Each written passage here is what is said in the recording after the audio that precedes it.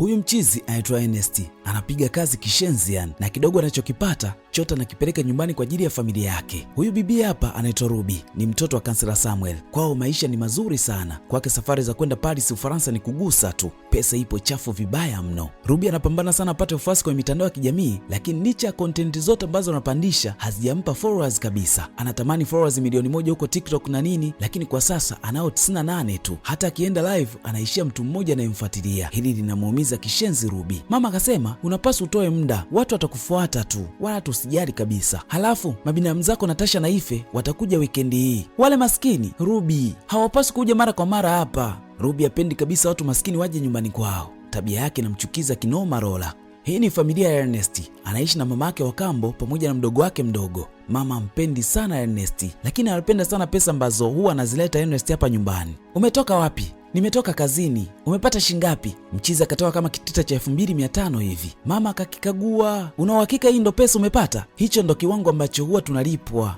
Umenidanganya. Bosi wako amesema anawalipa 3500 kila siku. Hapana, ni 2500. Kwa nini kudanganye sasa? Mama akajua amedanganywa hapa. Akamrudishia zile pesa hadi pale ambapo ataikamilisha hiyo pesa ndo atarudi hapa nyumbani. La sivyo atalala huko nje. Mama, sio vizuri. Mara zote amekuwa akitusaidia huyu. Hebu peleka vitu ndani huko. Unajifanya mjuaji kwenye hamna. Sasa kwenye eneo ambalo kansela Samuel anasimamia kuna ujenzi unatarajiwa kuanza. Kwa hiyo kuna watu na makampuni mengi sana ambayo yameomba hiyo tenda. Ikiwemo huyu mzee hapa anaitwa Mzee Onoche. Leo amekuja yeye nyumbani kwa kansela ili kujaribu kumshawishi kama vipi apate hiyo nafasi ya kusimamia huo mradi. Msimamo wa kansela ni kuwa mwenye sifa ndo atashinda hiyo tenda. Sasa huyu mzee amekuja na mwanae anaitwa Rook. Mara Ruby akaingia. Ni mwanao huyo? Ndiyo, anaitwa Ruby. Mzee Onoche akamtaka mwanae achangamke kidogo. Mwana akapunga mkono tu hapa, kisha akaendelea na game. Ruby wala kushoboka kabisa na salamu ya mchizi. Hao ni vijana wanajiita Gen Z. Kansela akamtaka Ruby akamtembeze Luki kidogo huko nje. Ruby ni mtu mwenye dharau sana, ni mjivuni kishenzi yani. Umezaliwa hapa? Hapana, nimezaliwa London na huwa anaenda mara kwa mara huko.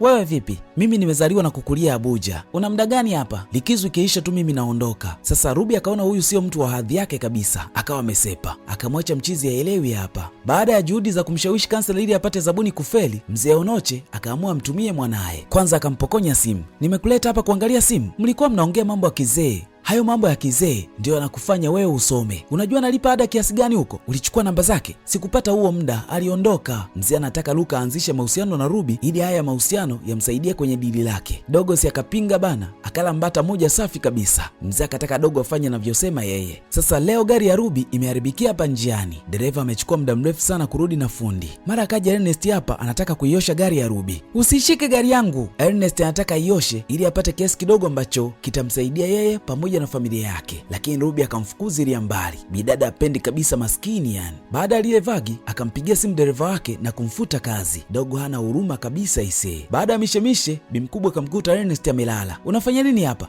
Nimepumzika. Unapumzikaje sasa hivi wakati hujafua nguo zangu huko? Ernest akasema amechoka sana sasa hivi, kwa hiyo kama ni nguo atazifua kesho asubuhi. Mama anakubali sasa. Ernest, nimechoka, nitakuwa sawa tu bila wewe. Kinachokuweka hapa marehemu mume wangu ni baba yako tu, la sivyo ningekuwa nishakufukuza. Haujui hata nafasi yako kwenye hii nyumba, si ungekuwa nje huko unahangaika? Ernest akasema anapambana sana na anatoka asubuhi anarudi jioni, hata pesa anayolipwa yote anaileta hapa, yeye abaki na kitu chochote yani. Mama akamtaka mchizi akafue nguo muda huu. Da, mwana anapitia changamoto kishenzi. Sasa Ifi na Natasha ndo wanaingia mjengoni mda huu, wana upendo kishenzi hawa, lakini Ruby anaona kama usumbufu hivi, akawa ameondoka. Kila mmoja akabaki haelewi hapa, hii tabia gani hii? Sasa usiku wa leo kuna gari inaonekana kupita mitaa hii, mara ikasimamishwa na wezi, wakataka kuipora hii gari. Bahati nzuri tu Ernest alikuwa karibu na tukio hilo, kwa hiyo akawahi kutoa msaada. Mchizi alipambana kinoma na wale wezi, mwisho na yeye akawa amejeruhiwa, lakini wale wezi wakakimbia. Sasa ikabidi yule mama ambebe Ernest ampeleke hospitali kwa ajili ya matibabu, maana alijeruhiwa vibaya mno. Basi bana, huku mzee akapata ripoti kuwa mke wake alivamiwa na nini, alipaniki kinoma yani. Akasema atawatafuta wote ambao wamehusika na hili, kisha akaenda kituo cha polisi kuripoti hili swala. Upande wa Ruby hataki kabisa mazoea na binamu zake, kila wakitaka kukaa naye karibu yeye anawakwepa, yani hataki kabisa kuishi karibu na maskini. Sasa Tasha na Ife hawaipendi kabisa hii tabia ya Ruby, lakini wanapaswa wavumilie tu kwa sababu mzee wake Ruby